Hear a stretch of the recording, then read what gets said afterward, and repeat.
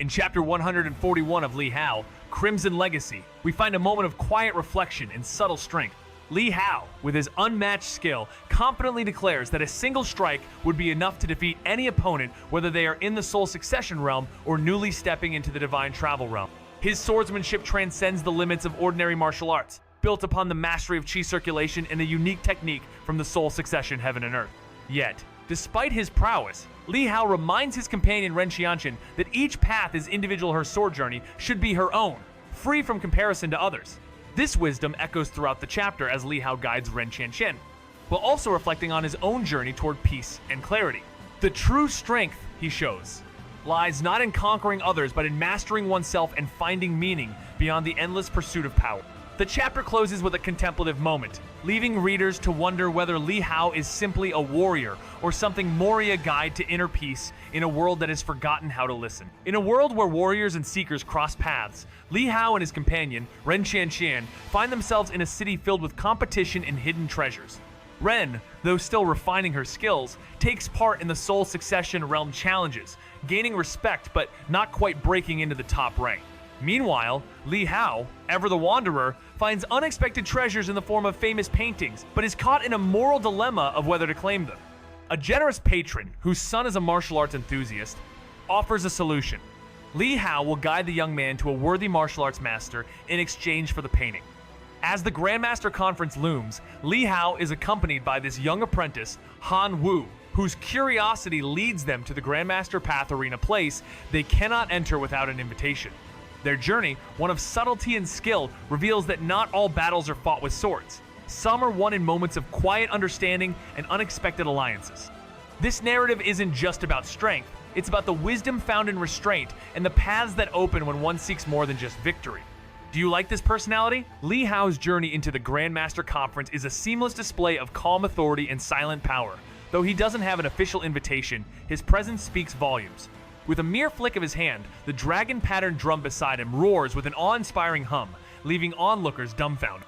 The once dismissive guards now tremble in realization, stunned by his mastery and presence. Li Hao, a young celestial master, effortlessly shifts the mood, not with words, but through the resonance of his being. Behind him, Han Wu struggles to reconcile the boy he thought was a mere disciple with the legend unfolding before his eyes. As they move past the now silent guards, the river beside them roars, mirroring the churning of thoughts in Han Wu's mind. What had seemed like a quiet journey to an inner circle now feels like a step into the unknown, where Li Hao's true power, not of the sword but of mind and spirit, starts to reveal itself.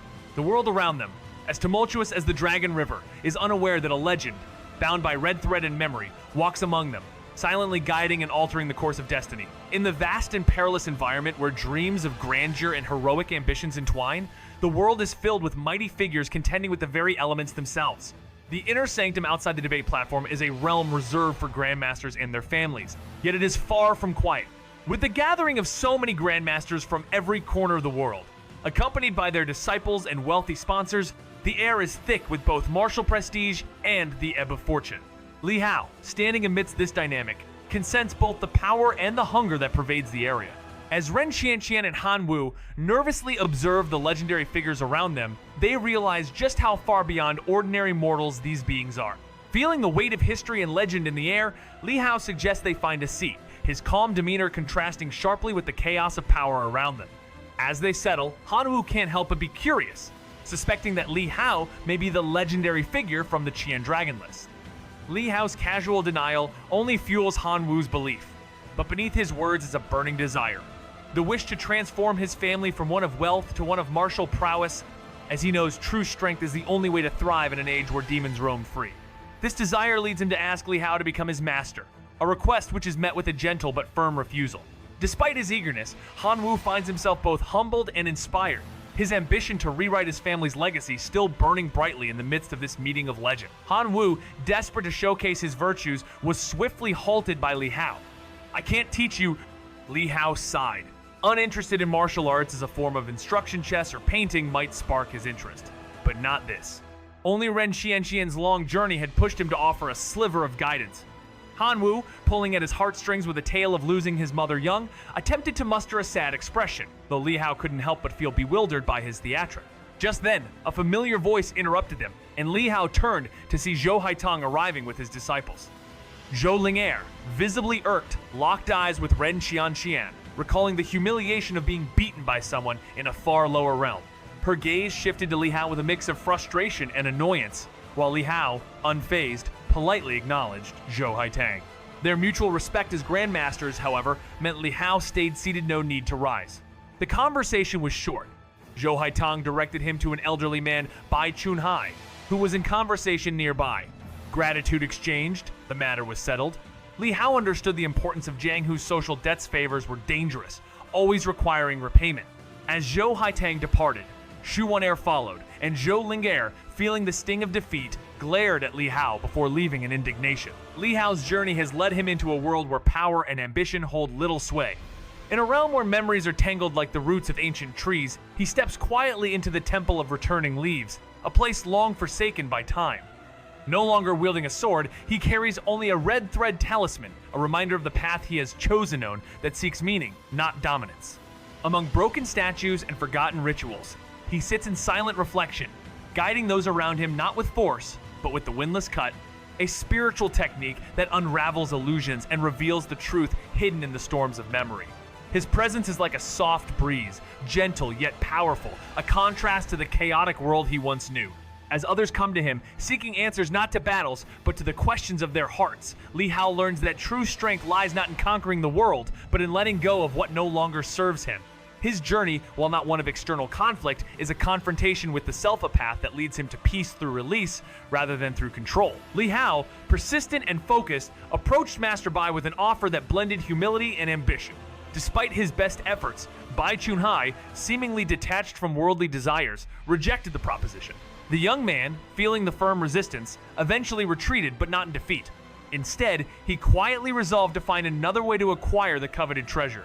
However, just as he settled back, a familiar voice called out, pulling him into an unexpected reunion. It was the group from Tan Palace Academy, with Song Yueyao and revered teachers in tow. Their arrival brought an unexpected warmth to the otherwise tense atmosphere, signaling a new chapter in Li Hao's journey. This brief encounter reveals the interplay of desires and decisions, the clash between worldly attachments and the pursuit of something greater. Li Hao's quiet resolve, mixed with his willingness to adapt, reveals a man shaped not by the treasures he seeks, but by the peace he strives for in a world of constant motion. Shen Yunqing, laughing with excitement, couldn't believe it when Zhou Zheng mentioned Li Hao's name.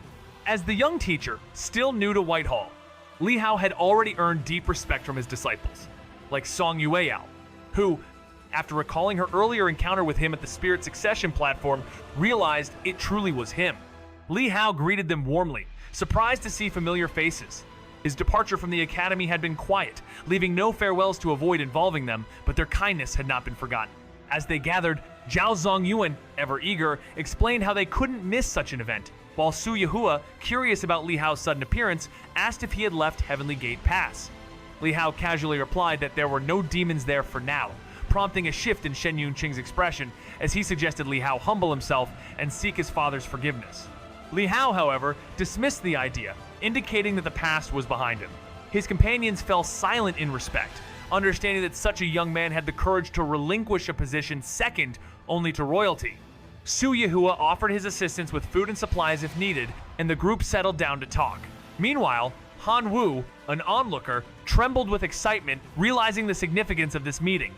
He had longed to join Tan Palace Academy, but was prevented by his father, fearing the dangers of the journey and the demons lurking along the way. After their graduation, Zhou Zheng promised to visit Li Hao at the Heavenly Gate Pass, but Shen Yunqing, with a tone of concern, warned against it. "Heavenly Gate Pass is too dangerous for you. Don't risk your safety," he said, stressing that they might only be a burden. Li Hao, understanding, smiled and asked if all the Whitehall disciples had arrived. Shen Yunqing explained that due to limited invitations, some had arrived only through their family's influence. Soon, a group from Whitehall appeared, greeting Li Hao with respect. Su Yehua, now a teacher, mentioned how his guidance had already helped their disciples grow stronger. As more disciples gathered, the atmosphere became lively, and the bonds of shared experience felt like a long-awaited reunion. However, their gathering caught the attention of others nearby, including Bai Chunhai and several grandmasters, who noted the growing crowd and started to piece together Li Hao's significance. This moment, filled with past ties and new expectations, held more than just a reunion. It symbolized a deeper connection, one built not only on strength, but also on mutual respect. That kid, is he the genius from Qingzhou?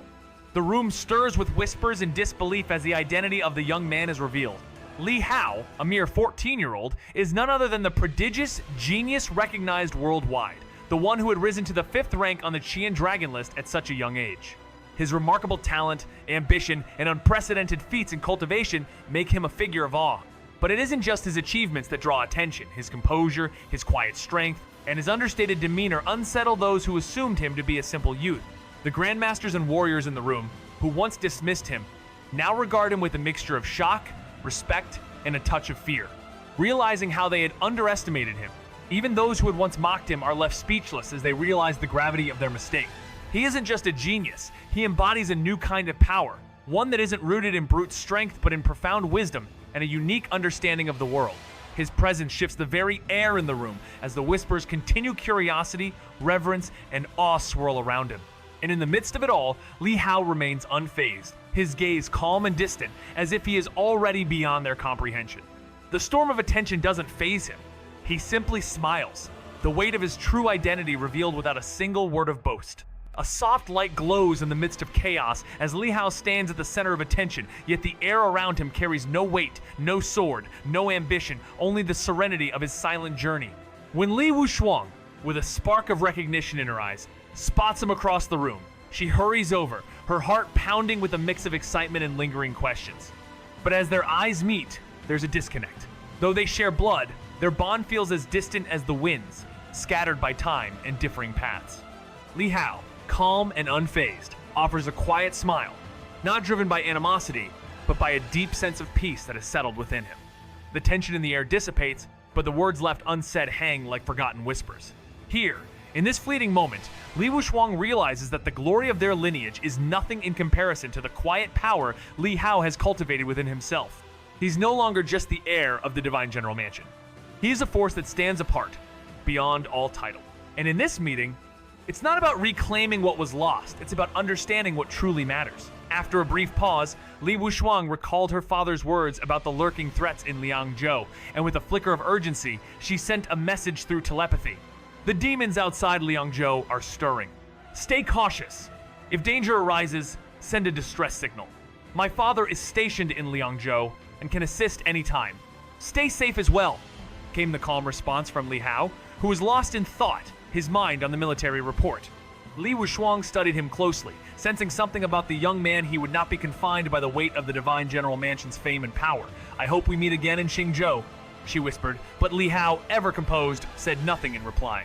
With a soft sigh, she turned and left, her departure leaving the onlookers still fixated on Li Hao, whispering amongst themselves. Soon, several grandmasters approached, eager to forge ties with him, having heard of his break with the Divine General Mansion. They thought little of it, dismissing it as youthful arrogance, and assumed he would eventually return. They believed that befriending him now would offer future benefits, but Li Hao saw through their motives easily. He greeted them coolly, maintaining his distance, causing their numbers to dwindle. Despite the detached nature of a grandmaster, they still sought power, and with that, vulnerabilities, families, disciples, sects to protect. Everyone sought connections, even if it meant lowering their heads before the mighty. Not long after, as the sun passed noon, a figure descended from across the Dragon River, landing with graceful ease on the debate platform. Dressed in white robes that fluttered with the breeze, the figure wore a hooded cloak, and his white hair gleamed with a youthful yet timeless presence. The gathered grandmasters recognized him instantly, Hermit Tianji. As he landed and revealed his face, his aura was unmistakable, signaling the arrival of a force that transcended the mundane world. Do you like this personality? With a serene smile and a gentle blush, he slowly surveyed the crowd, his voice echoing in the now silent space. Grandmasters who have traveled from distant lands to gather here, my gratitude knows no bounds. A chorus of pleasantries followed from the gathered grandmasters, who stood in admiration, their voices a humble chorus. As Li Hao took in the scene, he realized that at least 200 to 300 grandmasters had come, accompanied by nearly 2,000 people in total. The arrival of Hermit Tianji had turned the previously chaotic environment into a hushed reverie. After a few words of formal greetings, Hermit Tianji turned the focus to the grand rewards awaiting the participants. Cultivation techniques, treasures, spiritual medicinese, everything a martial artist could wish for. The stakes were high, as the winner of the debates would not only earn a spiritual treasure and divine weapon, but also a rare opportunity to select a peerless technique from Tianji Tower's legendary library, an honor few could resist. The library, renowned for its vast and valuable collection, was said to rival the Listening Rain Tower in its grandeur, containing techniques powerful enough to aid even those at the Four Stands realm. However, mastering such techniques was no easy feat. After the rewards were discussed, the Grandmaster debates began in earnest. The debates were informal, with each Grandmaster deciding for themselves whether to step onto the platform. Most, however, were eager to test their martial skills against others. The first to step forward was an elder Grandmaster, who spoke of his path, Yin Yang Dao. His words reflected the balance of the sun and moon, of void and substance, creating a powerful philosophy that resonated with the crowd. Li Hao, reflecting on his own journey, realized that his mastery of the yin-yang inversion swordsmanship echoed this same philosophy. Yet, mastering a technique didn't necessarily equate to becoming a Grandmaster, as the key to true mastery lay not just in the technique, but in the deeper understanding of the Tao itself. With a serene smile and a gentle blush, he slowly surveyed the crowd, his voice echoing in the now silent space. Grandmasters who have traveled from distant lands to gather here, my gratitude knows no bounds.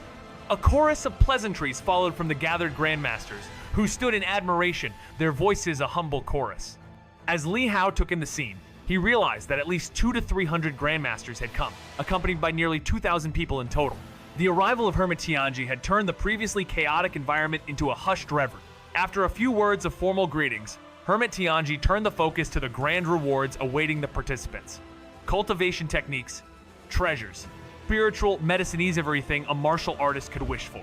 The stakes were high, as the winner of the debates would not only earn a spiritual treasure and divine weapon, but also a rare opportunity to select a peerless technique from Tianji Tower's legendary library, an honor few could resist.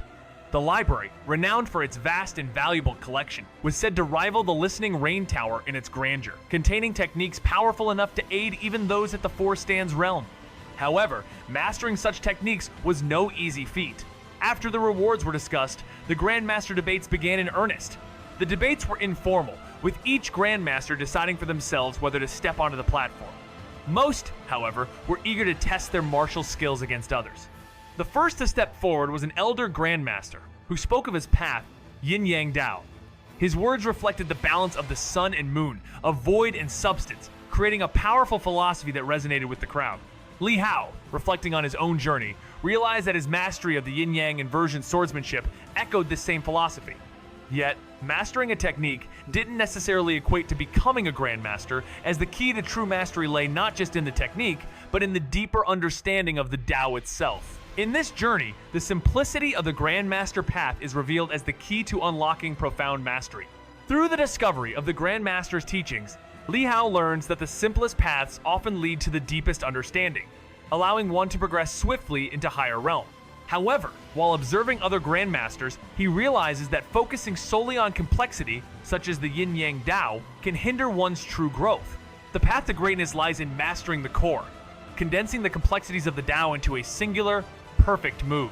This idea is further explored when a new figure, a monk adorned in Xianxia, steps forward to reveal his unique approach to the Tao, rooted in human nature and emotions, specifically anger.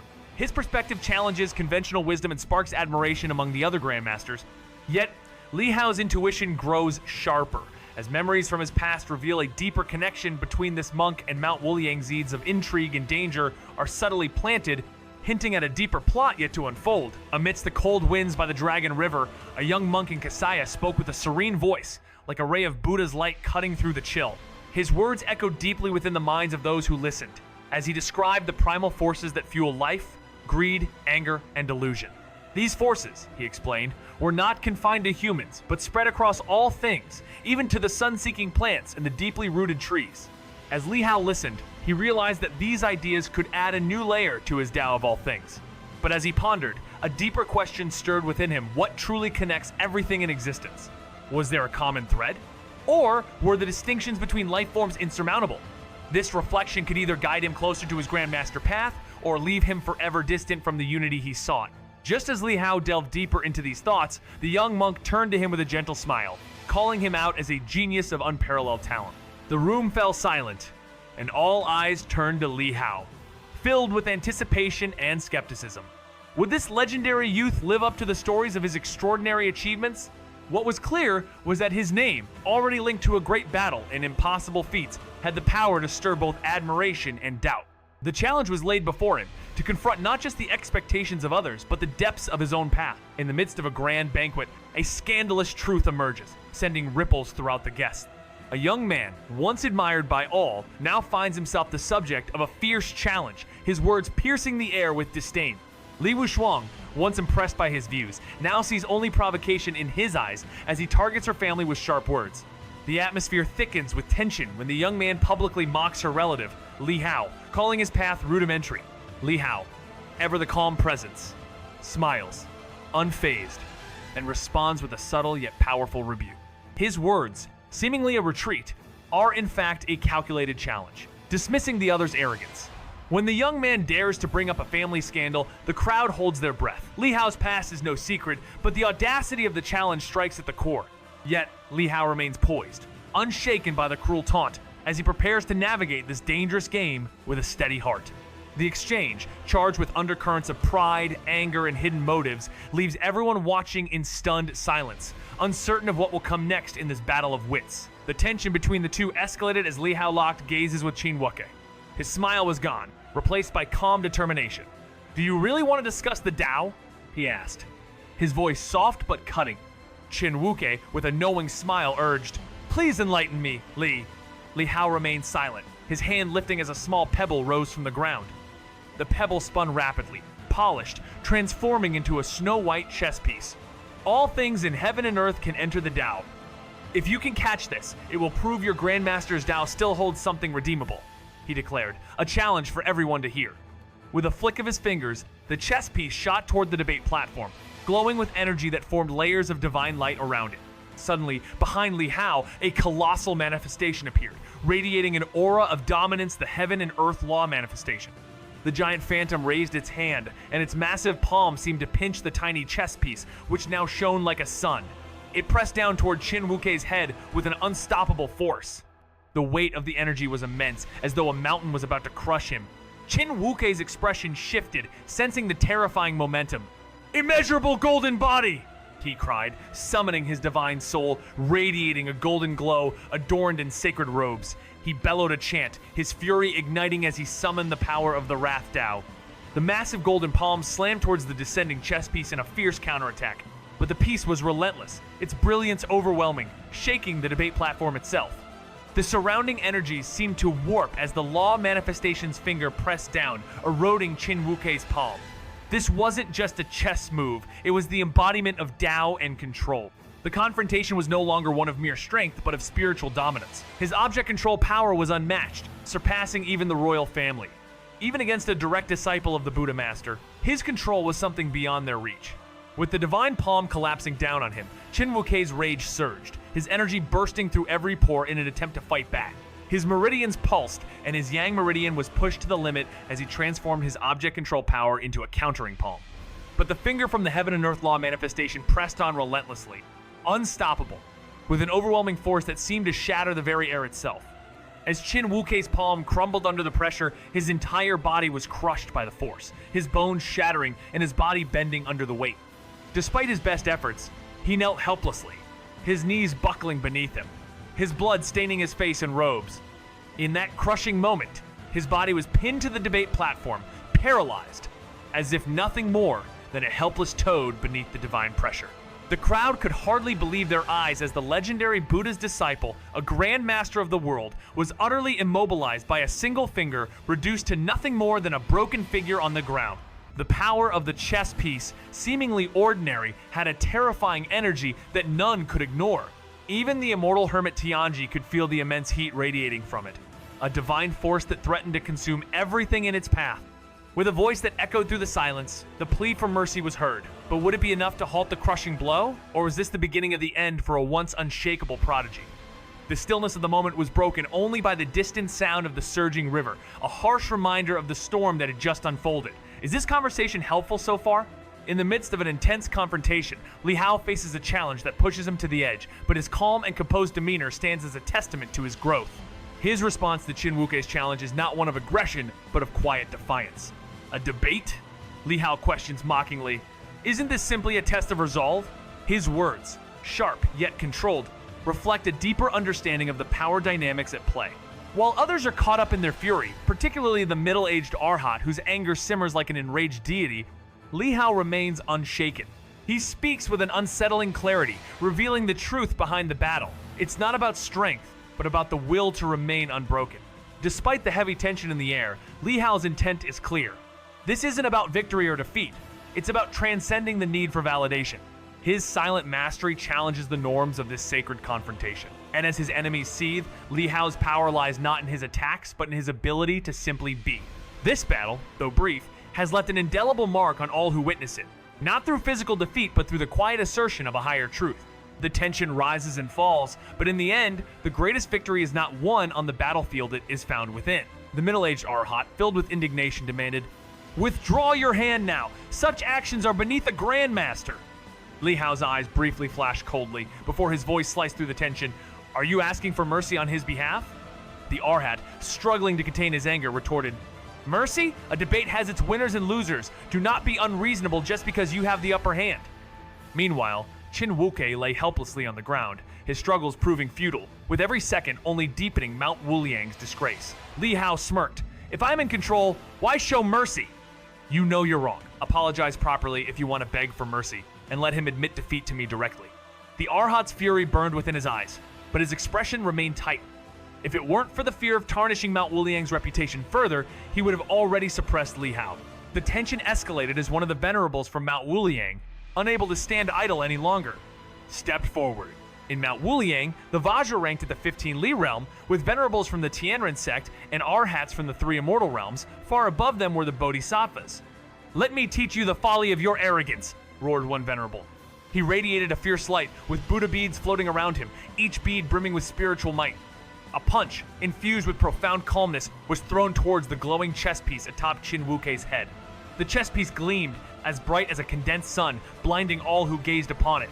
The Arhat's punch, slow in motion, held the weight of centuries of wisdom, yet it struck with explosive force, shaking the very earth with its impact. Just when everyone thought the final blow was within reach, the middle-aged venerable was struck by an unexpected force. His sleeve tore, his kasaya flowed with energy, and his body was hurled backward. Blood poured from his clenched fist, his skin splitting open, exposing the haunting white of his bones. Shock rippled through the onlookers as he staggered back, only supported by the middle-aged Arhat, who helped steady him. He spat blood, his pale face frozen in disbelief as he gazed at the chess piece gathering light from the world. The force from the small piece had felt like punching solid iron, reflecting all of his own power back at him, a force he was unprepared for.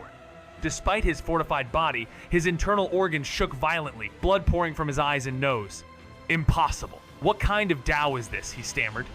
His shock mirrored that of his companions, who had not anticipated this young man could not only suppress such a revered figure with a single move, but also fend off their combined efforts. In response, the two venerables from Mount Wuliang attacked, one aiming to seize the chess piece, the other to rescue their fallen comrade. But Li Hao, undeterred, saw through their strategy and prepared to shatter their pride. Drawing on the full spectrum of his world-altering abilities, his attacks became an unpredictable storm of energy deflecting, redirecting, and striking from angles they could never anticipate. It was an overwhelming force, too complex and varied for even the mightiest of them to resist.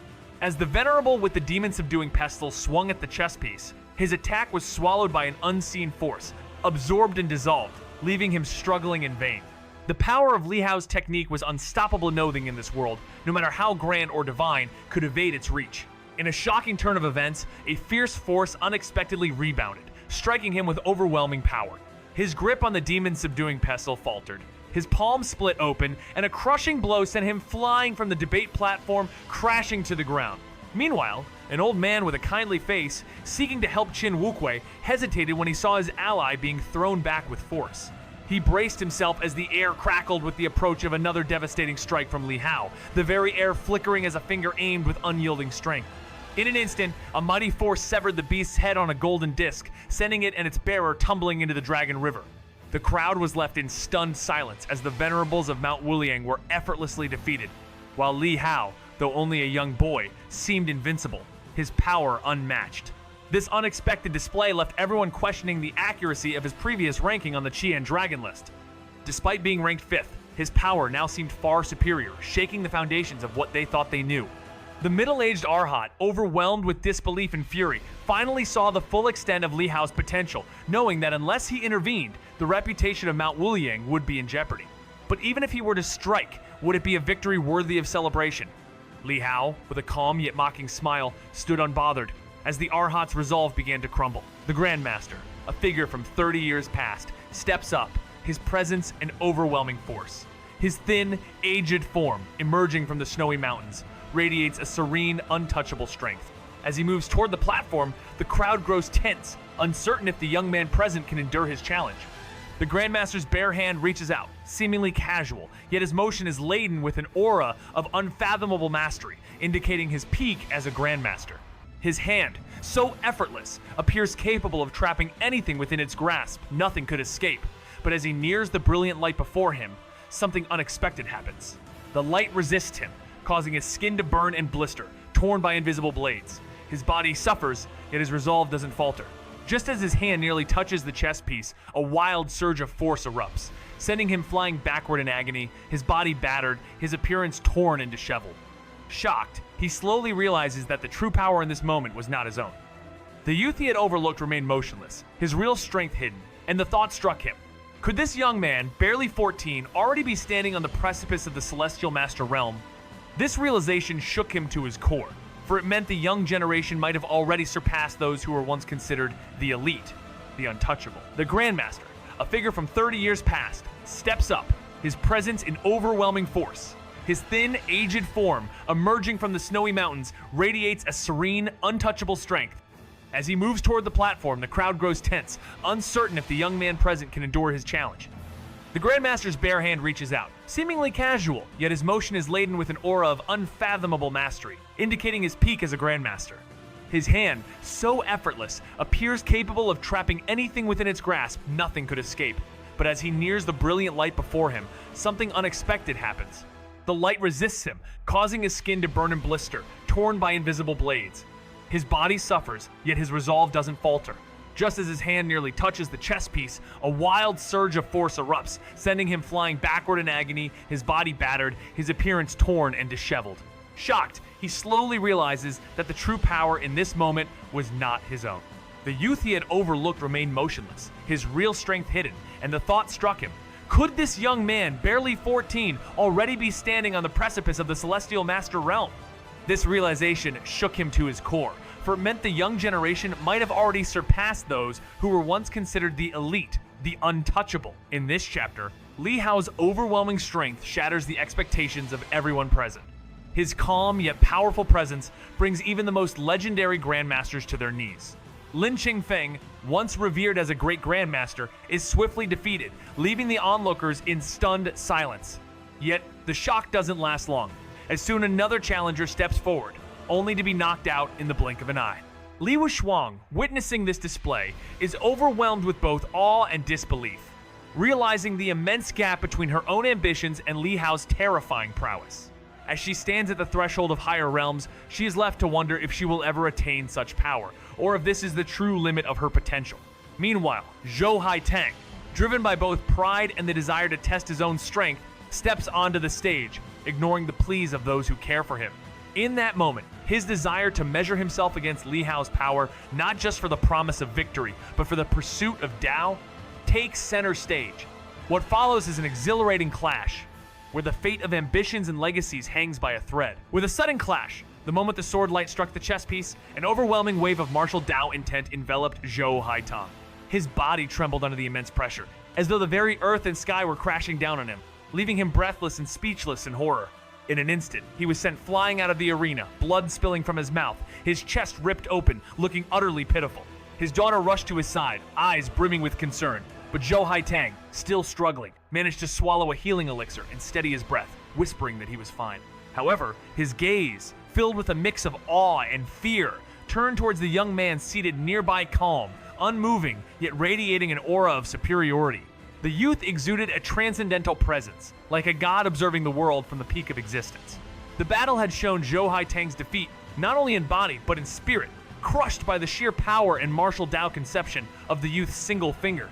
As other grandmasters stepped forward, hoping to test their strength, One after another, they too were tossed aside with effortless ease. Despite wielding their finest techniques, none could make a dent in the youth's dominance. The platform became a silent stage of failure, with no one left to challenge him. The crowd fell into a hushed silence, witnessing the unshakable power of a 14-year-old who had transcended the limits of martial arts and spiritual thought. His strength, not just physical but divine, stood unmatched, as even the most skilled grandmasters of the world were no match for his unfathomable prowess. A grandmaster's sneeze could shatter stone, yet a seemingly ordinary stone holds the power to dominate them all, crushing the world's strongest warriors without mercy. This humble stone binds even the first-ranked bodhisattva on the Qian Dragon list, rendering him helpless like a trapped insect. The greatest shock, however, is felt by Qin Wuquei. For 4 hours, he witnesses each grandmaster fall, yet he himself is crushed, unable to resist. Once a symbol of unchallenged supremacy, the top of the Qian Dragon list, Qin Wuquei's pride is shattered as his Dao heart crumbles, his dreams of glory slipping through his fingers. At the peak of his youth, he believed his path would lead to a throne of reverence, where his name would echo in eternity. But now, in the fading light of the day, as the world outside the debate platform witnesses his defeat, a new legend is born known that will rise above all. A young boy, no older than 14, has suppressed the pride of the world with a single gesture, his name set to shine brighter than the sun. The middle-aged Arhat, eyes clouded with fear, recognizes the terrifying truth of this youth's talenta gift, so profound it seems as though a sage has reincarnated in him. In just a decade, he could stand alongside the oldest and most powerful figures. Yet, even as Qin Wuquei teeters on the edge of oblivion, Li Hao remains unyielding, waiting for a concession that never comes, his presence a testament to the harshness of truth. To admit defeat, that was the last flicker of Qin Wuquei's resolve, and if he let that go, he'd be haunted forever by the shadow of Li Hao. The middle-aged Arhat clenched his teeth, holding back his fury, and warned, "Li, mercy should be shown where it's due. Do you truly wish to make an enemy of Mount Wuliang?" Li Hao, however, just sneered in silence. Haven't they already been enemies for a long time? Yet, some things were better left unspoken, handled behind the scenes. Elder, you're overreacting. This is just a martial contest. Who's making enemies? He challenged me, so if it's to end, he should be the one to speak up. If you seek justice, why didn't you speak when he issued the challenge? Li Hao's words sliced through the tension. He continued, he used his position on the Qian Dragon list to challenge me, a rank below clearly. This was bullying. Why wasn't there any objection then? The Arhat was lost for words, his face turning pale with agitation. His gaze shifted to Hermit Tianji, a figure from Tianji Tower, which was known for its mysterious insight into the heavens. But even with all their knowledge, they failed to see Li Hao's true potential. His 15 Li realm cultivation had only just come to light. The world underestimated him, thinking he was still weaker than those in the 3 immortal realms. And yet, here he was easily showing a fraction of his power. The old stories, the father-son duel, the fall of a once invincible force, all were overshadowed by what Li Hao could truly do. Hermit Tianji, realizing his mistake, was about to speak when suddenly an explosion shook the Era Force, so great it sounded as though a meteor had crashed nearby. On the city wall, a purple array flared up before vanishing, leaving chaos in its wake. Towering structures were shattered in an instant. The people turned pale, their faces flooded with disbelief, as they realized something far greater was unfolding. The divine array protecting Dayu City, a barrier of immense power, has been breached, signaling a dire threat. This array, meant to withstand even the mightiest of invaders, including a 3 immortal realm demon, has been shattered from within. Such an act can only be accomplished by someone or something that infiltrated the city unnoticed. The breach is followed by destruction, as 2 arrow towers fall, releasing 2 shadowy figures. One slams into the city wall, while the other, a towering demon of the 3 immortal realms, swiftly kills a city officer by crushing his head with ease.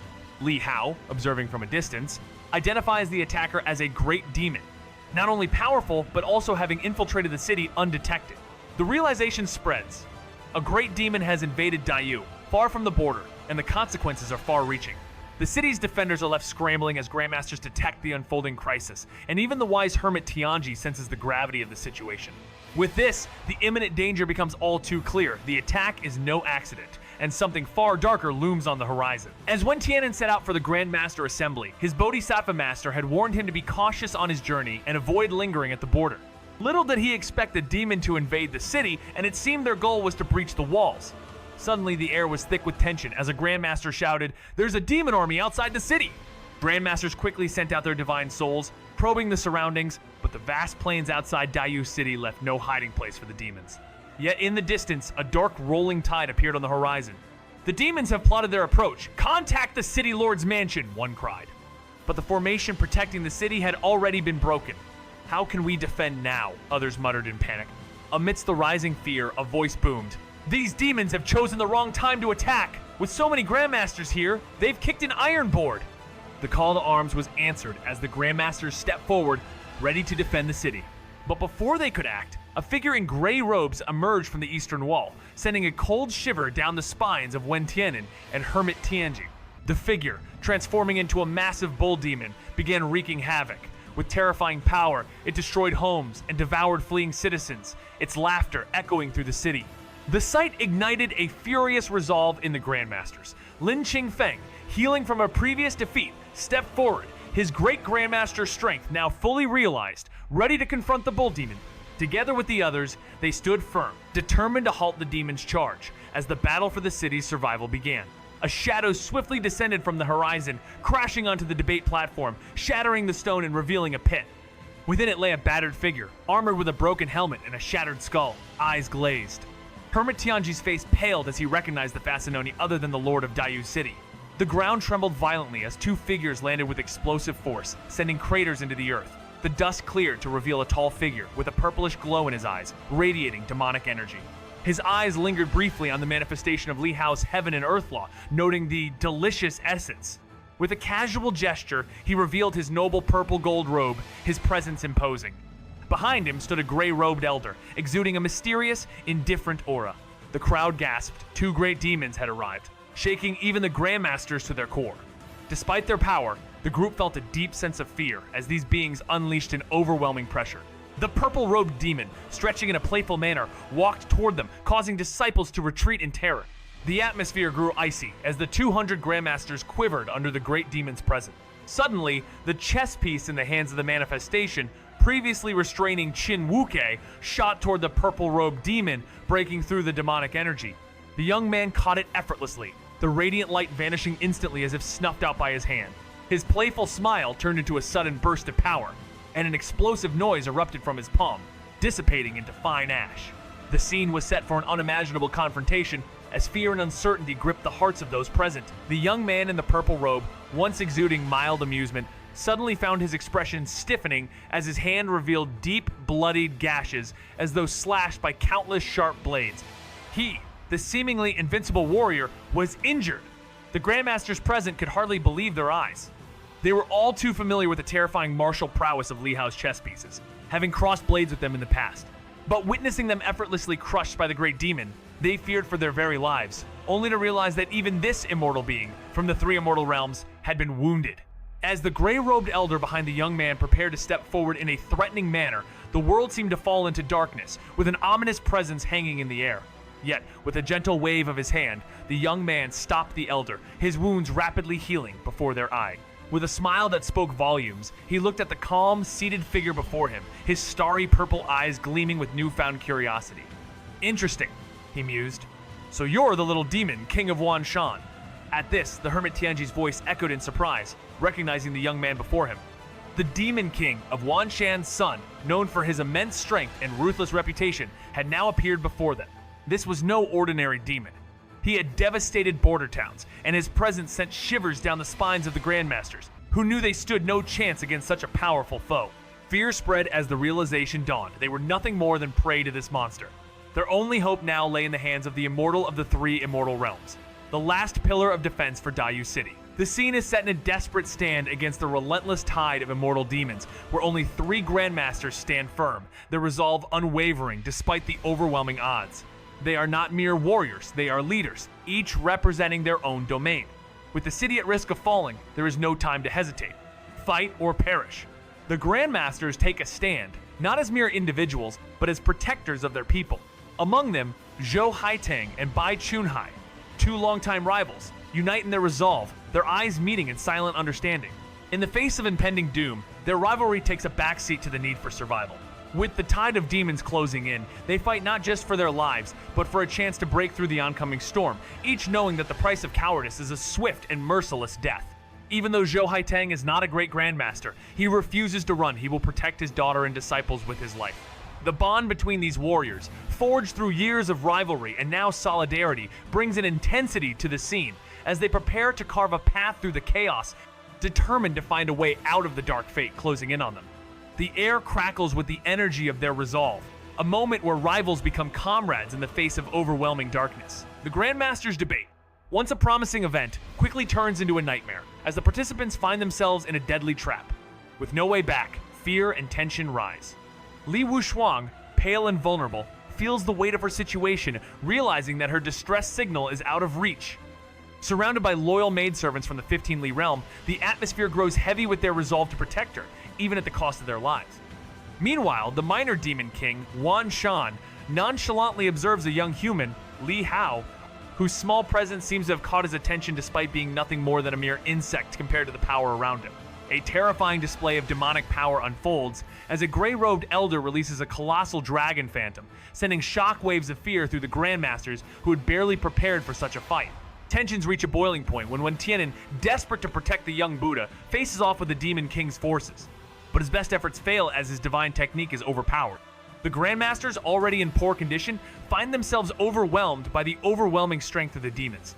This clash is no longer just about survival, it's about confronting an insurmountable force that threatens to crush their spirits and bodies alike. In the midst of chaos, Shen Yunqing and his comrades are forced to protect their disciples, their faces pale but resolute.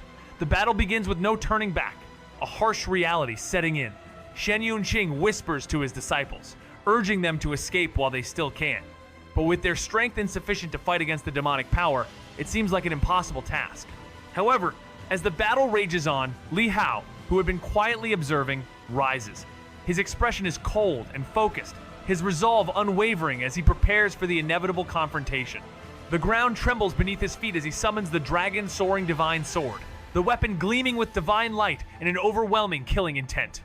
The atmosphere shifts, the once confident minor demon king, Wan Shan, now wary. Li Hao moves with purpose, stepping forward, his cultivation surging with immense power as he unleashes a sword strike that cleaves through the ground, releasing a roar that strikes fear into his enemies. Wan Shan, now fully transformed into a demon, meets the sword with his own power, his purple demonic aura enveloping his fist in a collision that shakes the very heaven. The tension is palpable, with both sides on the brink of their ultimate clash. In this breathtaking clash of strength and resolve, the once youthful hero transforms into a towering figure. A half-beast of immense power, standing at a staggering 4 to 5 meters tall. His fist, a force of nature, bears a deep gash, crimson flowing from it as he faces the deadly adversary before him. The gray-robed elder, once a figure of calm, tears through his own robes to reveal the monstrous aura of a demon king, its power crackling in the air.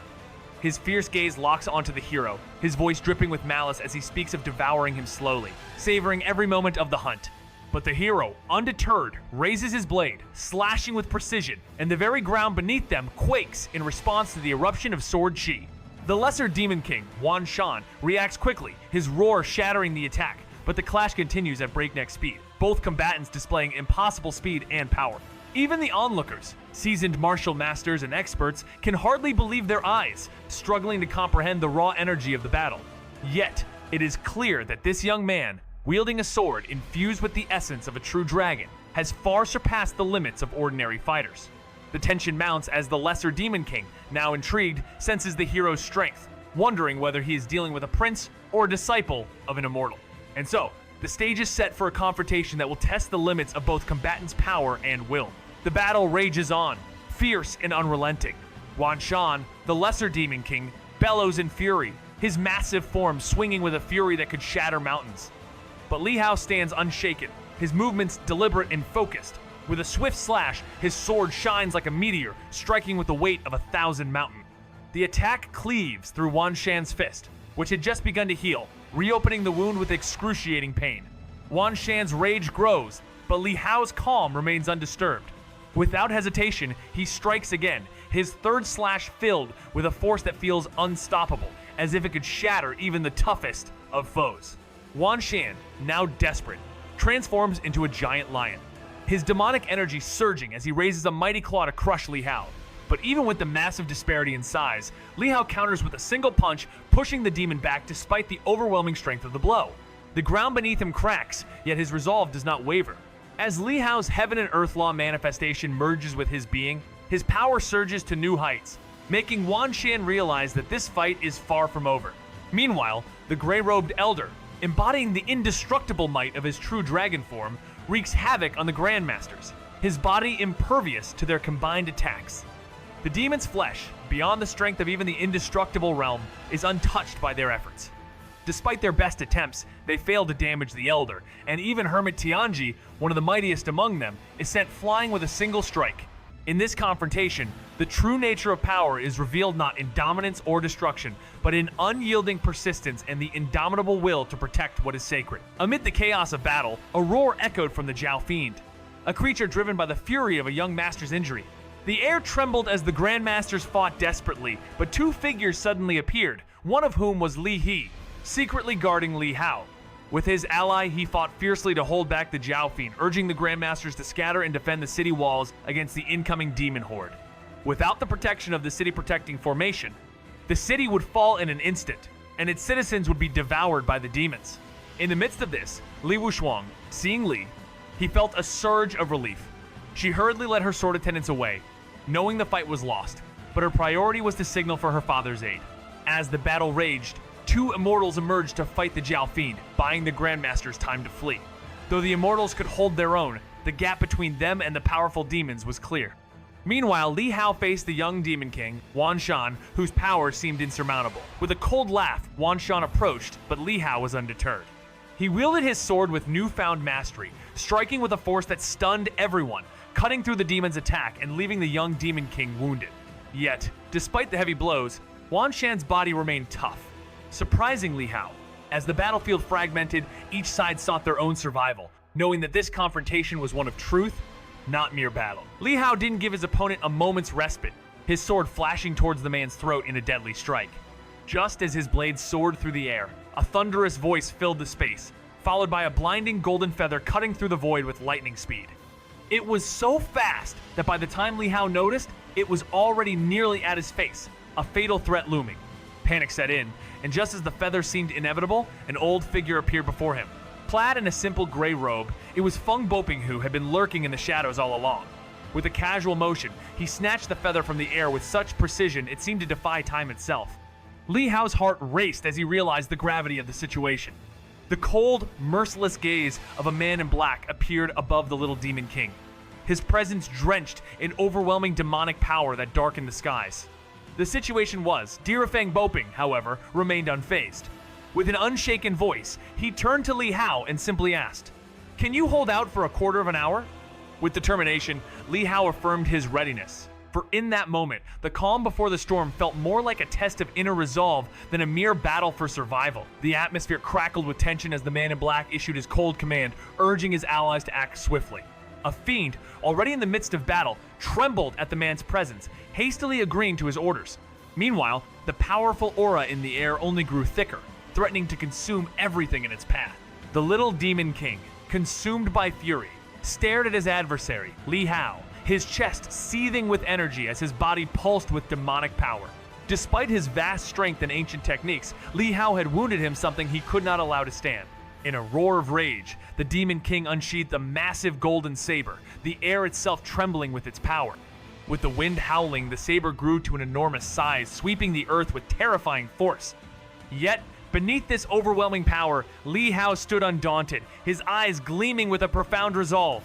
His years of fighting, and his absorption of countless martial insights, had led him to a deeper understanding. As the saber descended, Li Hao's intent was clear. He was no longer just a fighter. He was a force that would rise, not to meet violence with violence, but to unravel it with truth. Li Hao gracefully dodges the overwhelming force of a giant saber, his sword a mere whisper in the chaos, as he evades with the elegance of a butterfly in flight. Like a flash of lightning, he bypasses the weapon, his blade striking towards the eyes of the Wan Shan little Demon King. The Demon King, stunned and enraged, questions how Li Hao could have unlocked the same wind and thunder path. Just as Li Hao's strike nears its target, a gray bone shard, resembling a remnant of a Demon King's skull, intervenes, deflecting the sword. Though the shard is knocked away, it buys enough time for the Demon King to evade, his anger now flaring with both shame and fury. He retaliates with a fierce roar, invoking the Lionheart 9 transforms, his blade blazing with fiery power as he presses on. Li Hao, however, dances around him, evading each strike with movements drawn from ancient techniques that enhances agility and speed. The Demon King's attacks, though relentless, begin to wear him down, his heavy breathing a sign of the strain. Realizing his opponent's intent to exhaust him, the Demon King activates the unwithering strength, rapidly healing his wounds and renewing his assault with even greater intensity. But in a sudden shift, Li Hao halts, his mind crafting a new technique as he reflects on the vast sea and the peak of heaven. With his Heavenly Peak sword, a strike of unmatched power, he stands ready, poised to challenge the Demon King's relentless advance with a philosophy of battle that transcends mere force.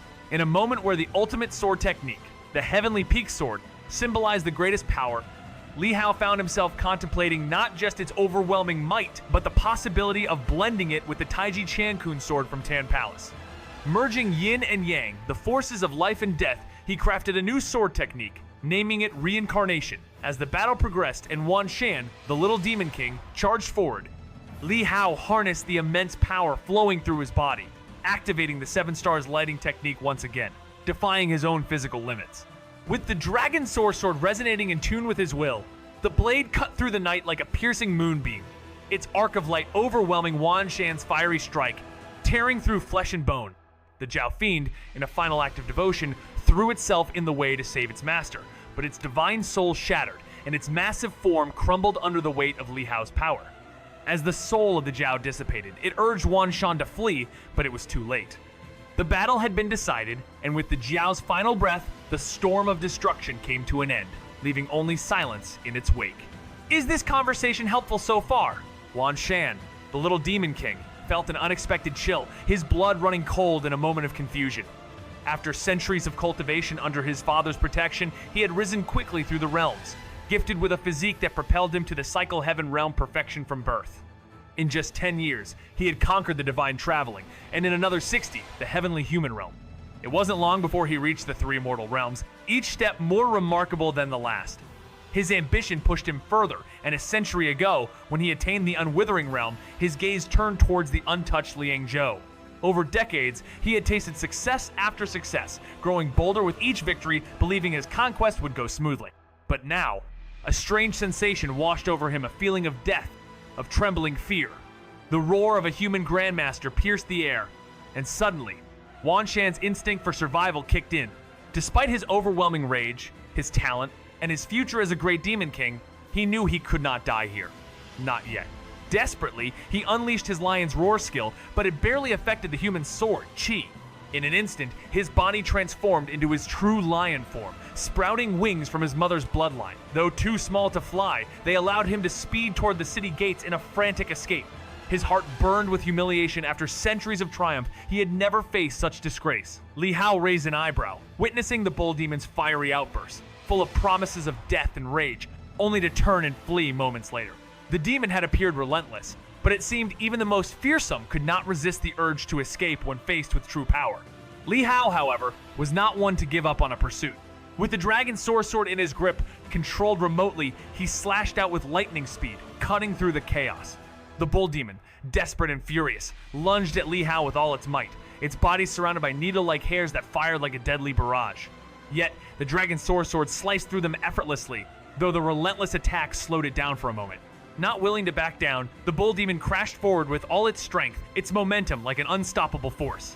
Li Hao, unfazed, summoned the power of his sword again, releasing the Reincarnation slash. The sword spun in a vortex, grinding away the demon's momentum, and with a decisive strike, it cleaved through the bull demon's body. The demon, feeling its hoofs severed as if cutting through soft meat, roared in disbelief. With its body crumbling, its soul burned with fury, rushing toward Li Hao in a final attempt to end him. Yet, Li Hao was resolute. He raised his sword high and, with the power of the dragon's sword, trapped the demon's soul with a piercing dragon light, dimming it until only ashes remained. As the fallen demon's eyes reflected its last image, the image of a giant lion running sorrow and regret filled its gaze. The destruction of the bull demon's soul was absolute, and as Li Hao turned his attention to the fleeing young demon king, he remained undistracted by the surrounding chaos. In that moment, the strength of his sword spoke volumes, louder than any roar of defiance. As the tide of demons surged towards the city, the ground trembled with their impending arrival. Li Hao's heart sank, his divine soul soaring high above Dayu City to witness the chaos from afar. From the city walls, the Grandmasters who once discussed the Tao stood ready, preparing for the battle ahead. Yet, there was little hope against the monstrous forces, especially with the presence of great demons from the three immortal realms. Without hesitation, Li Hao pursued the young Demon King. Wan Shan, his dragon sword cutting through the air as he relentlessly closed the distance. Wan Shan's heart raced, but he dared not look back, knowing that only survival mattered. He pushed forward toward the city gates, where he could hide among the demon army and escape pursuit. However, the looming threat of death soon followed him. With one last desperate effort, the young Demon King tried to evade, but Li Hao's sword sliced through him with deadly precision, decimating his body and soul. The dragon sword followed swiftly, and Wan Shan's desperate attempt to ignite his divine soul ended in failure. As the last remnants of his consciousness faded, Li Hao stood victorious, his calm demeanor betraying the relentless pursuit he had just completed. The flying phase had proven to be a decisive move, making all the difference in this fatal chase. Li Hao's power had reached unimaginable heights as his range of attack doubled, extending 100 miles. He returned his dragon sword, inspecting the corpse of the fallen Wan Shan Little Demon King to ensure it was truly dead before he allowed himself a moment of relief. Outside, the tremors grew stronger and the furious roars of demons echoed across the land. The great demons, witnessing the battle through their divine souls, saw the desperate efforts of the Wan Shan Little Demon King trying to burn his soul to escape, and they erupted in anger. Despite losing their leader, the demons only grew more ferocious and unyielding, showing a level of discipline akin to a well-trained army rather than a scattered group. Realizing the threat the demon forces posed, Li Hao couldn't ignore the possibility of a brutal clash if the other Demon King's forces were as fierce as soldier. Without hesitation, he called upon his divine soul to survey the battlefield and quickly found Shen Yunqing and others, along with the Whitehall disciples on a city tower. With demons already scaling the city walls, Li Hao wasted no time, rushing to their side. Yet, the battle's destructive force had already left chaos in its wake. The City Lord's mansion had crumbled, and demons from the immortal realms had launched their attack, wreaking havoc. As the tide of demons surged, Li Hao searched for his own, finding Ren Xianxia still safely on the debate platform. Realizing the immense danger of this battle, where even the highest ranked could easily fall, Li Hao took to the skies once again. He would not wait for the demons to arrive, knowing the ensuing chaos would only put everyone at greater risk. With a steely resolve, he prepared for what was coming, determined to protect those who mattered most. As the demonic tide approached, Li Hao paused, remembering the promise he made. With the dragon sword in hand, he prepared to impart the final lesson to his disciples. The battlefield was on the verge of collapse, yet Li Hao, ever calm, stood ready to fulfill his role as both teacher and warrior. His movements were like those of a celestial being, each step purposeful, with sword chi manifesting around him as waves crashing against the shore. His attack, a fusion of endless sea and moonlight, created a magnificent tidal wave of sword chi that tore through the demon forces. A surreal sight unfolded, demons perished by the hundreds as the sword tide surged. This was no ordinary strike. It was a lesson in both skill and power, a demonstration of his overwhelming mastery. As the battle raged, even the fiercest demons could not withstand the might of the sword. Li Hao had transformed the tide of war into his teaching moment, leaving all in awe of his strength and wisdom. A monumental shift occurs as the sword chi morphs into distinct manifestations, each revealing a fragment of the Grandmaster martial realm. Stars and moon, flowers and birds, decaying elements, sharpness, and speed. These are the facets displayed within the sword's tidal waves, crashing fiercely against the demon tide. The onlookers, including Shen Yunqing and the others, are left in awe, their eyes wide, with both shock and eager curiosity. Zhao Zongyuan urges them to focus, emphasizing that the true lesson is not in the sword moves, but in understanding the way of the sword itself. As the disciples struggle to grasp the overwhelming display of power, Su Yahua, deeply engrossed, marvels at the countless paths revealed within the waves. Even the Grandmasters on the city walls, once victorious in battle, are struck by the sheer magnitude of this sword's might. As the demonic forces are pushed back, bloodied and broken, a powerful immortal demon watches in disbelief, its fury rising at the sight of this incomprehensible strength. The devastating sword attack its vast reach, not possible by mere chi force, leaves a lasting impression, symbolizing the terrifying pinnacle of human potential. Do you like this personality? In the midst of a chaotic battlefield, Dragonsaur senses a powerful immortal realm demon emerging and charges into the fray with incredible speed, cutting through the horde with a single, lightning-fast strike. The great demon retaliates by summoning a swamp-like attack, but Dragonsaur's divine sword slices through it effortlessly, cutting the demon to pieces. The demon, desperate to survive, attempts to flee, but is soon cornered, its divine soul exposed. Dragon Sword delivers a final blow, obliterating the demon with a forceful strike. As the tide of battle shifts, the remaining demons scatter in fear, but Dragon Sword relentlessly pursues them, ensuring not a single one escapes. With his sword sweeping through the battlefield, all the demons are slain. The defenders, who had once felt hopeless, now witness a miraculous turn of events, as if the impossible had been undone by a single warrior's might. Yet despite his victory, Li Hao, the one behind Dragon Sword, stands exhausted. This battle, though won, has taken its toll on him, and he quietly reflects on his drained state. Aware that the fight is far from over, he prepares to continue his journey, seeking out new challenges, while his disciples watch, silently learning from his every move. Li Hao, the young swordsman, enters the chaotic battlefield with his divine soul looming behind him, observing the demon tide attacking the city. Despite his exhaustion and the depletion of his chi force, he wields the legendary Dragon Sword with precision, cutting through the waves of demons and aiding the defenders at the western city wall. His swift and sharp swordplay turns the tide, saving many grandmasters who had once sparred with him, creating a bond of mutual respect and support. As the battle intensifies, Li Hao uses his last strength to push forward, cutting down demons at the northern gate where they had breached the city. His Dragon Sword's power proves crucial, turning the tide in their favor. However, despite his valor, Li Hao's thoughts linger on the vanishing corpse of the Demon King, which he believes serves no personal benefit. The sword's return to its sheath marks the end of the battle, but not of Li Hao's journey. The scene unfolds like a quiet storm, where warriors are not defined by the clash of blades, but by their willingness to let go of their past selves and serve a higher purpose. The scene closes with the serene image of Li Hao's sword returning to its rightful place, leaving behind a peaceful yet determined aura. Suspended in the air, Li Hao surveyed his surroundings where the once oppressive dark clouds of demon energy had dissipated. The uncertainty of Feng's battle left him uneasy, yet trusting in Feng's unparalleled skills, he believed that his ability to escape danger was beyond compare, even by the second master. Suddenly, a light laughter broke the silence. "Kid, I told you to hold on for a quarter of an hour, yet you already went and beheaded that little demon king." Feng's voice echoed behind him. Li Hao turned to find him standing there, clothes tattered, stained with blood that wasn't his own. Sighing in relief, Li Hao asked about the demon, to which Feng casually responded, "Ran away." Though he could have pursued it, the risk of venturing further from this spot seemed unwise. Li Hao smiled, unconcerned about the demon's fate. If it wasn't dealt with today, it could be handled later. "You're worried about me?" Feng chuckled. "Your actions expose the little demon king's weakness, allowing me to injure it severely. Otherwise, it would have become even more dangerous." Their exchange painted a vivid picture of the intensity of their respective battles. Judging by its title, the Demon King likely came from Wanshan. Li Hao mused. Feng agreed, remarking on how hard it was to detect the demon's presence if it remained hidden. He then glanced at Li Hao with concern, urging him to increase his strength. In half a year, trouble may come. Li Hao's mind raced. The news of his victory would certainly reach Wanshan, and the presence of two Demon Kings now posed a greater threat. With the possibility of Feng leaving soon, the window for conflict had narrowed.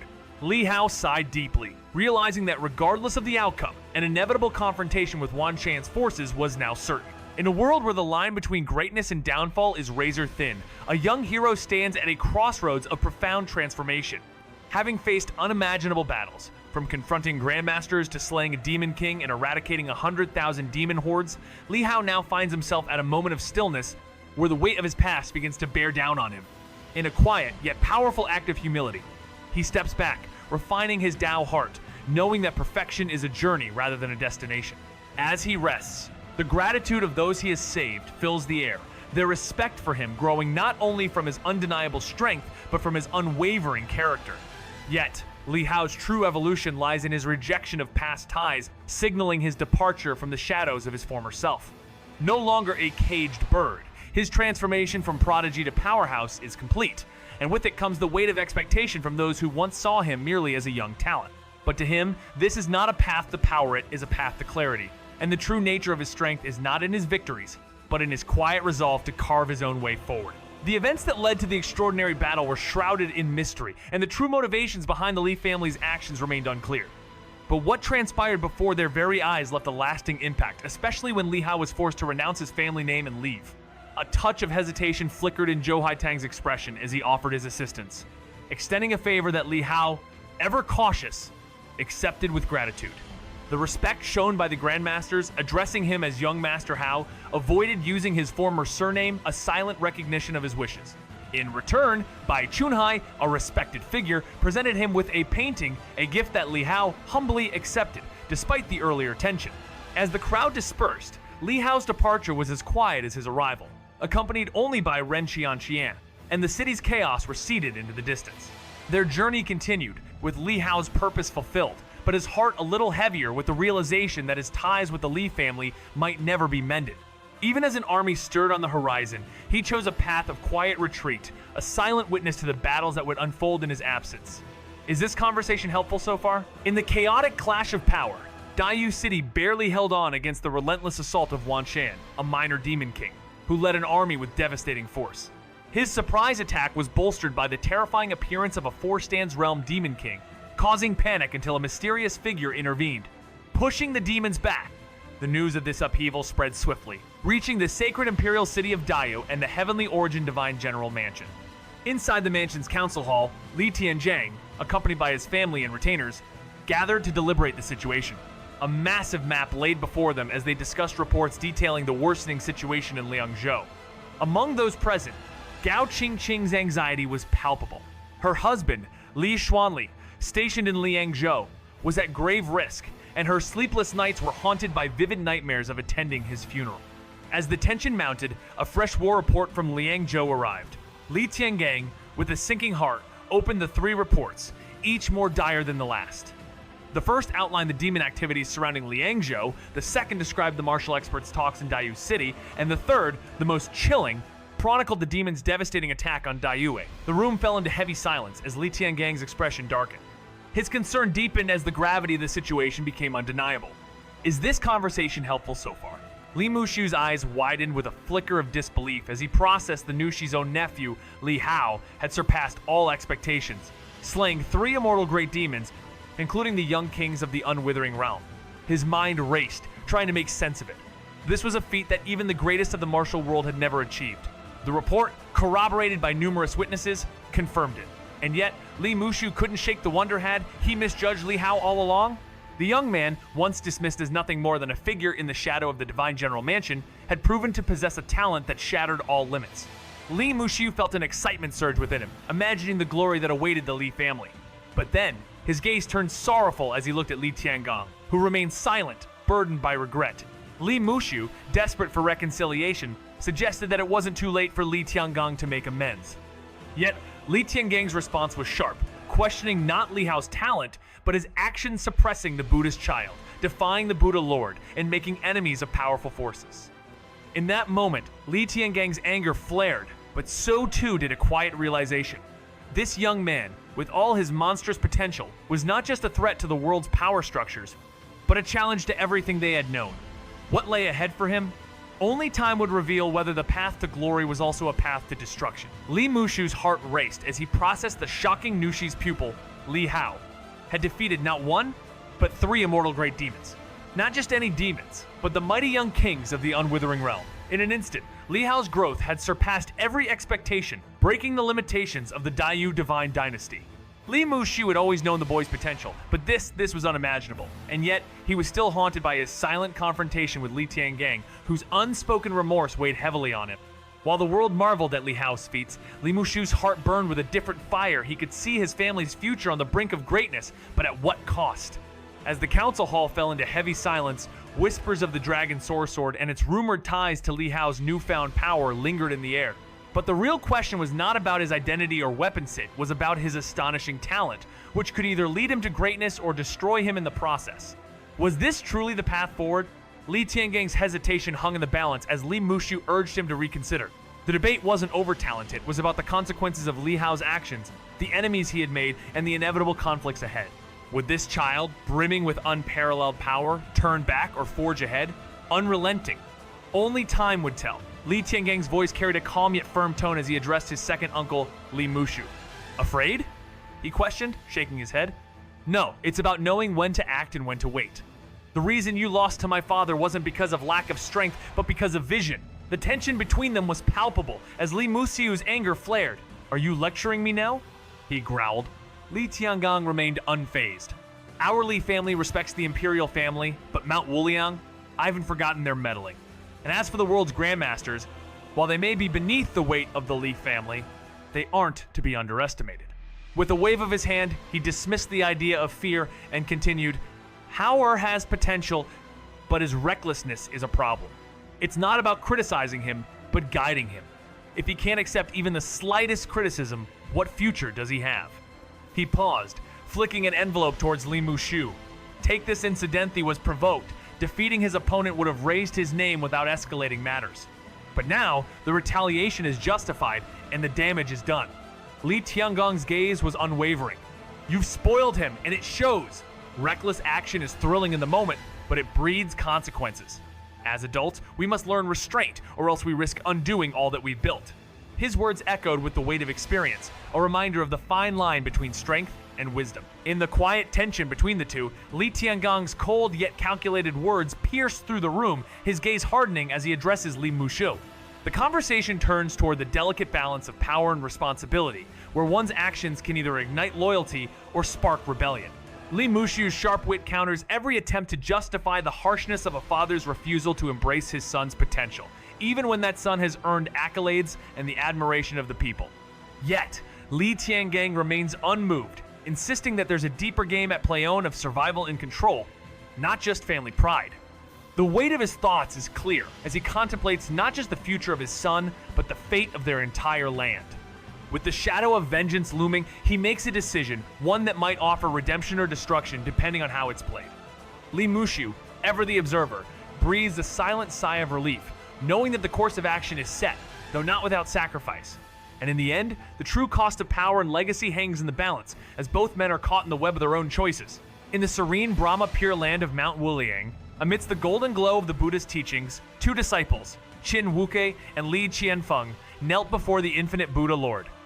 The Buddha, with compassion radiating from his every word, acknowledged their defeat in Liangzhou and reassured them of their value despite their failure. He spoke of a future where, with time and cultivation, they could ascend to the heavenly human realm and compete for the coveted true dragon status. However, he also reminded them that strength is transient like flowers blooming in March and withering in September. In this delicate moment, both disciples reflected deeply, each carrying their own burdens of disappointment and hope. The Buddha's words echoed not just as counsel for their future, but as a reminder that sometimes growth lies not in surpassing others, but in embracing the cycles of life with acceptance and peace. In the serene and sacred realm of Mount Wuliang, the infinite Buddha Lord sits in tranquil meditation, radiating a golden glow, while his disciples kneel before him. Two prodigious figures, Qin Wuque and Li Qianfeng, have faced defeat at the hands of a remarkably talented young man, and the Buddha Lord, with his calming presence, assures them that their loss is no dishonor. His words echo wisdom, reminding them that strength is not a constant, and each soul's path is unique. He advises them to stay on the mountain and cultivate their abilities for the next 3 years, with the hope of reaching the heavenly human realm, where they may one day challenge this young prodigy. Yet, the Buddha Lord's wisdom extends beyond mere power. It is a reminder that true growth lies in understanding one's own nature. Even as they prepare for what lies ahead, there is an underlying message. True strength is not measured by victory, but by the peace found in one's own journey. Is this conversation helpful so far? Li Hao, in his quiet, purposeful existence, continues to build not just dwellings, but a future. He tasks Song Chumo with a simple errand, but his actions speak volumes about his true plans.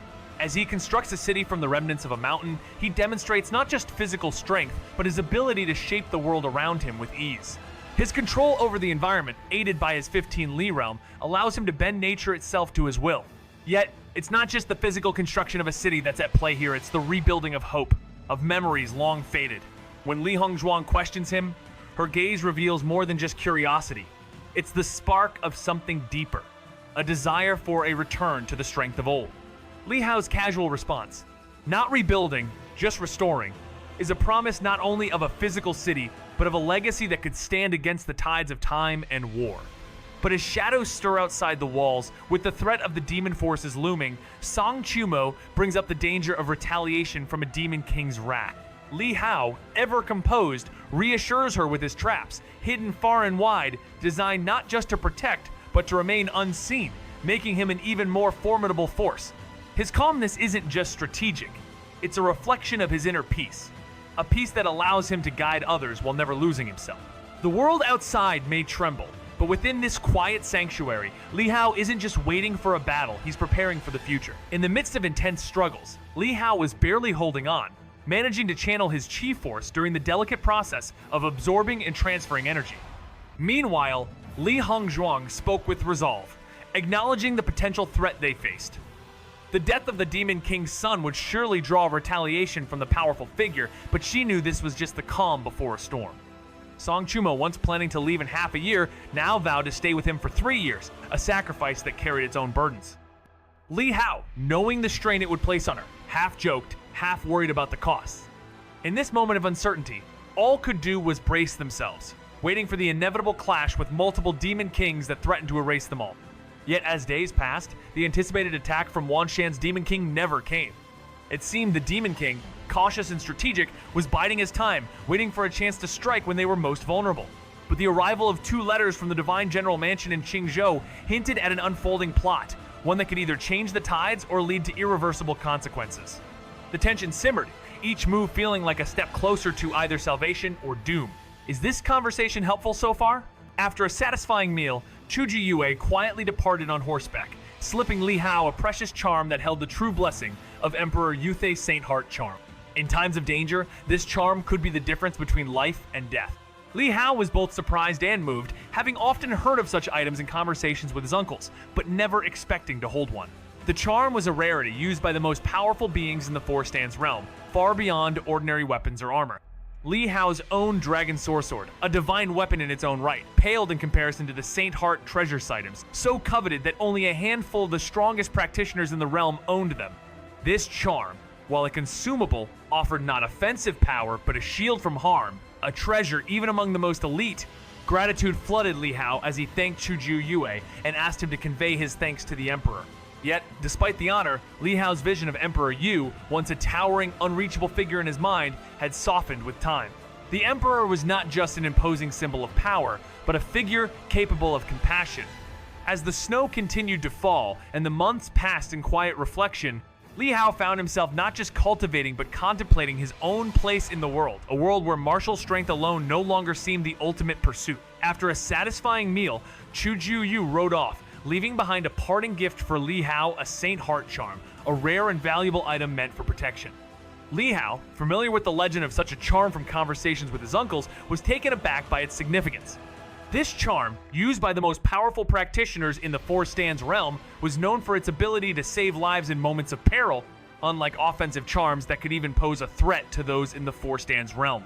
Li Hao's Dragon Sword, a famous divine weapon, was among the finest of its kind, but it paled in comparison to the Saint Heart heavenly treasures, which were coveted by only the most elite. As Li Hao accepted the Saint Heart charm, his thoughts turned to his reverence for Emperor Yu, whose image remained as a towering, distant figure. Yet, the generosity of such a ruler made Li Hao realize that perhaps he was not as unreachable as he once believed. Days passed in quiet reflection, with Li Hao immersed in his cultivation, seeking peace and understanding, while the world outside continued to change, unnoticed by the stillness of his heart. In the silent embrace of the snow-covered land, Li Hao sits atop a snowy peak, harmonizing with the world around him, sensing every movement within miles. The demons stir in the distant caves, the fierce mountain tigers battle over a deer, and the frozen river's surface is an illusion of stillness while life thrives beneath. Nature's rhythm hums as snowflakes descend from the sky, reminders of the world's cyclical dance. The roots of life stretch deep into the earth, sprouting and growing with the seasons, as the fish beneath the ice glide like spirits in the sky. Yet, the people busy, bound by invisible chains, seem to be the only ones unaware of their restraint. Li Hao, having brushed against the elusive Tao of all things, stands on the cusp of a great breakthrough, his strength far greater than it was in the past. With the lessons of the past 6 months, his swordsmanship has evolved into a weapon of precision, capable of ending battles with a single strike. Still, a subtle wind stirs, a fleeting thought brushes his mind, but just as quickly, it slips away. As he picks up the little white fox beside him and heads to camp, the world feels both peaceful and heavy, as if everything is connected in quiet observation. With the impending danger of the Demon King's return, he advises Song Chumo to leave, not wanting her to be ensnared in the web of power plays that await. Li Hao, a young and resolute figure, finds himself at a crossroads, not seeking power but clarity. As the tension of looming danger from the Demon King intensifies, his aunt, Li Hongzhuang, urges him to act with pragmatism, suggesting he call upon family allies for help. However, Li Hao refuses to involve anyone from his past, carrying only a fragment of memory tied with red thread, symbolizing his decision to sever ties with his former life. Despite the warnings, Li Hao remains firm, preparing for the possibility of facing overwhelming odds alone, urging his aunt to leave before becoming a burden. In this tense moment, his path diverges from the familiar as he chooses not to fight the inevitable, but to let go of everything that wants to find him, finding peace within himself. The scene grows darker as others, like Li, here trapped by their duty, desperate for answers that seem unreachable. Yet, a mysterious figure steps from the shadows, hinting that this journey will not be walked alone, even when all seems lost. Through moments of reflection, pain, and growing understanding, Li Hao's story unfolds not as one of outward battles, but of inner truths. This chapter is not about the fight against others, but about the confrontation with one's own past and the strength found in silence. After a satisfying meal, Chu Ju Yue rode off, leaving behind a parting gift for Li Hao, a Saint Heart charm, a rare and valuable item meant for protection. Li Hao, familiar with the legend of such a charm from conversations with his uncles, was taken aback by its significance. This charm, used by the most powerful practitioners in the Four Stands realm, was known for its ability to save lives in moments of peril, unlike offensive charms that could even pose a threat to those in the Four Stands realm. Li Hao's Dragon Sword, a famous divine weapon, was among the finest of its kind, but it paled in comparison to the Saint Heart Heavenly Treasures, which were coveted by only the most elite. As Li Hao accepted the Saint Heart charm, his thoughts turned to his reverence for Emperor Yu, whose image remained as a towering, distant figure. Yet, the generosity of such a ruler made Li Hao realize that perhaps he was not as unreachable as he once believed. Days passed in quiet reflection, with Li Hao immersed in his cultivation, seeking peace and understanding, while the world outside continued to change, unnoticed by the stillness of his heart. The very Li He, who had been scheming to knock Li Hao unconscious and abduct him, found himself knocked out instead. Li Hao, smiling, entrusted Li He to Ren Xianxia, instructing her to take him out of Liangzhou and wait for him in Kangyu City. Ren Xianxia, concerned but understanding the young man's pride, agreed, knowing nothing would change his mind. As she left with the unconscious body, Li Hao assured her with a slight smile, promising not to die easily, for there was still much he had to teach her. In a quiet, tender moment, Ren Xianxian's unspoken feelings lingered in the air as she gazed at him. After their brief farewell, Li Hao sent her off, before turning to the small white fox by his side, warning it to fend for itself if anything happened. Alone in the courtyard, with the presence of his companions now absent, he reflected quietly, contemplating the paths they each had taken. Before he left, he shared a rare, light-hearted exchange with an old friend, ready for whatever fate awaited him on his journey. The very Li He, who had been scheming to knock Li Hao unconscious and abduct him, found himself knocked out instead. Li Hao, smiling, entrusted Li He to Ren Xianxia, instructing her to take him out of Liangzhou and wait for him in Kangyu City. Ren Xianxia, concerned but understanding the young man's pride, agreed, knowing nothing would change his mind. As she left with the unconscious body, Li Hao assured her with a slight smile, promising not to die easily, for there was still much he had to teach her. In a quiet, tender moment, Ren Xianxian's unspoken feelings lingered in the air as she gazed at him. After their brief farewell, Li Hao sent her off, before turning to the small white fox by his side, warning it to fend for itself if anything happened. Alone in the courtyard, with the presence of his companions now absent, he reflected quietly, contemplating the paths they each had taken. Before he left, he shared a rare, light-hearted exchange with an old friend, ready for whatever fate awaited him on his journey. In this world, everything is tied to a breath, a force so powerful it shapes mountains, rivers, animals, and all life. Martial artists harness this breath through qi, using it to power their abilities, while ordinary people rely on it simply to exist. However, this is no ordinary breath. It's a breath that flows from the very heavens and earth, capable of nurturing and transforming life.